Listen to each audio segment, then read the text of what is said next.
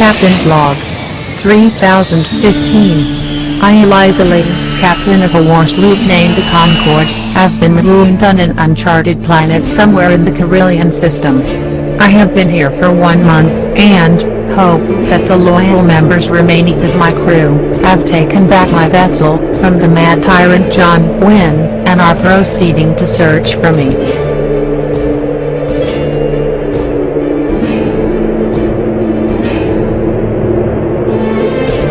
At this moment in time, I was out searching for a reptilian-type creature, whom I had named Walter.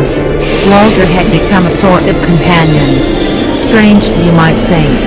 But this animal, even though he had a very scary look about him, was gentle and extremely intelligent. In fact, I would say sentient. I could hear Walter roaring in the distance. It sounded to me that he was under stress. Following the sound, I soon discovered what ailed him.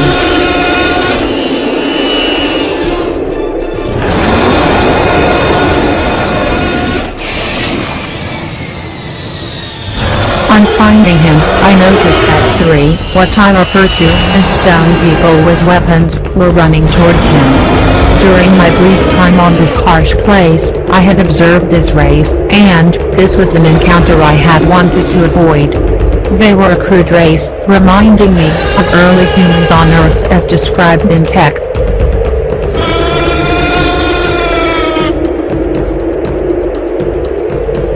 They stood transfixed at my appearance.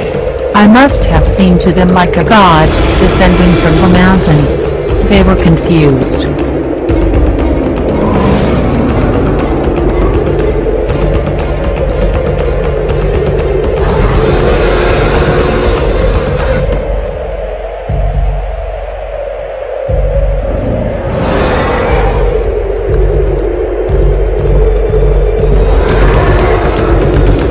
On seeing me mounted on Walter's back, towering high, like Hannibal, astride a mighty war elephant, they halted in their tracks.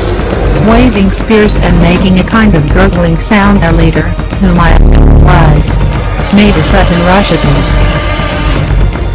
Hitting him with a low-level sonic burst, he fell to his knees, and looked up at me in wonder, as well as fear.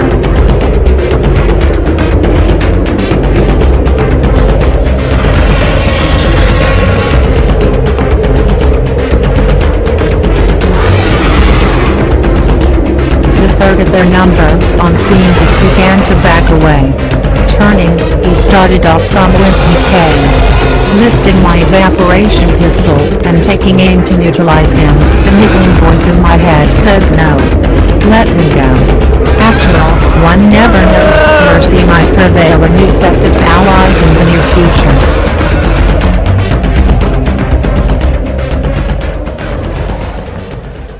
The rains had come and gone. I had found a cache of warm water. I was busy mulling over what to do next, if approached by the stone people, when my right foot began to tickle. Quartermaster Gwyn's brutish face appeared in my subconscious. It had only been a month since that dastardly mutiny. He took the greatest of pleasure showing me around to the crew, only wearing my underwear. He explained what a delight it was to see me so naked.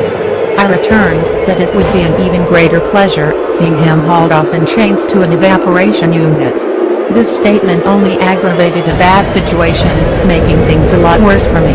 He then proceeded in telling me why he had disposed of Mr. Shin, our ship's cook, and how he and I had never appreciated his culinary arts. He pored over the decapitated head as if it were a football trophy, about to be placed on display. I was then thrown in the brig. I then began to feel how my last prisoner felt just before evaporation. Exercise kept my mind nimble. Thinking, always thinking. How did I lose this ship? My senior officers. No. I've always considered them loyal. It was the 5th time of being escorted to the ship's evaporation unit for one of Gwyn's fake executions. I stopped Mr. Hans in his tracks, saying, "What the hell is going on?" He looked around, making sure that no one else was listening.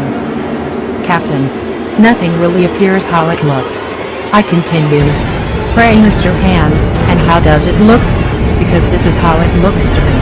I was dragged from my bed, the wind was waving one of my collection magnum pieces in the air, and threatening to blow out any gray matter that I might have still remaining.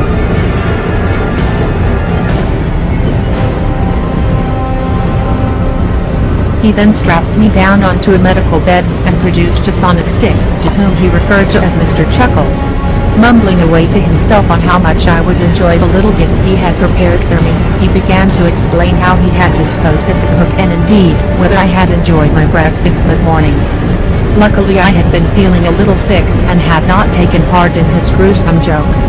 He then related a very old child's poem back to me. It went: this little piggy went to market. This little piggy stayed home. This little piggy had pork. This little piggy had none, and this little piggy went home.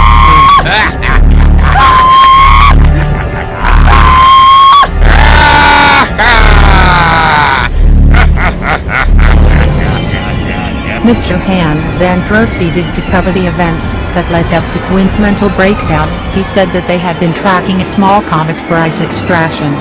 When Commander Zorg said, "Look, there's something off our starboard bow."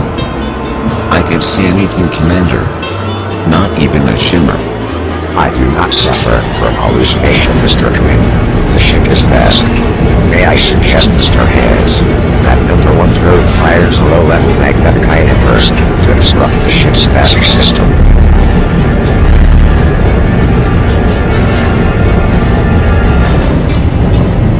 Again, Mr. Hands.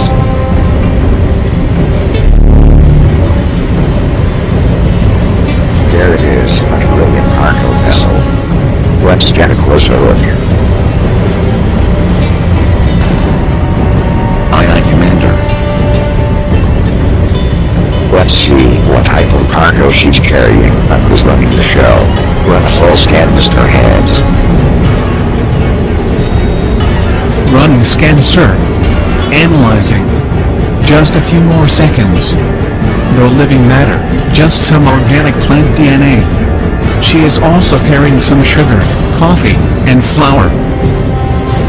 Strange. No one masks a cargo vessel carrying a few containers of such big supplies. Uses far too much energy. It must be hiding something else.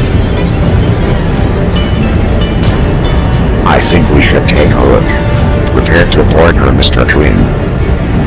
according to Quinn, there was some kind of life form on board.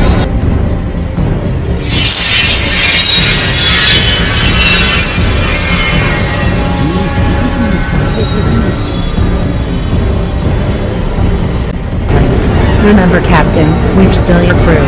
We're planning on getting you off the Concorde in the next day or two. I myself, along with Mr. Binge, are making plans to retake the ship, and search for you, as soon as possible. There's a small M-class planet not far off in this sector. I suggest that you head there. As for Commander Zorg, we think he has masked himself, and left the vessel.